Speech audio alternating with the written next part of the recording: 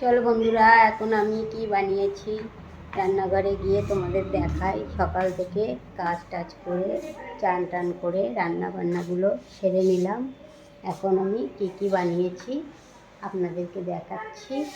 তো চলুন, এই যে আজকে উনুনে ভাতটা বানিয়েছিলাম আর তরকারিগুলো সব গ্যাসে বানিয়েছিলাম।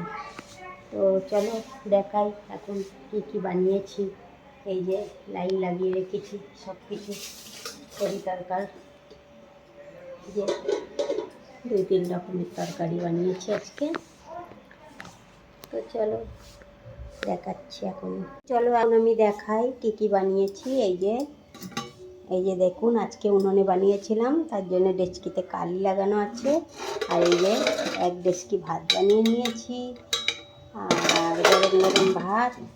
আর বানিয়ে নিয়েছি এই যে 2-3 রকমের তরকারি। এই যে আপনাদেরকে দেখাচ্ছি, এই যে উচ্ছে ভাজাটা বানিয়েছি।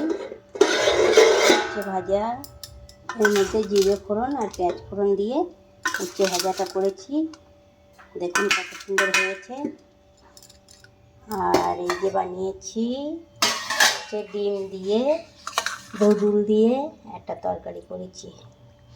ডিম ভেজে আলু দিয়ে আর ধুদুল দিয়ে তরকারি করেছি। কেউ বলছে আস্ত ডিম খাবো না, ভাজা ডিম খাবো।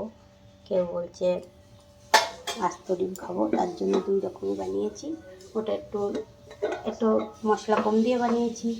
আর এই যে আরেকটা এই যে বানিয়েছি, এটা ডিমের কুরমা বানিয়েছি। এটা কেউ বলছে ডিমের কুরমা খাবো না, ওইটা খাবো, ডিমের তরকারি খাবো।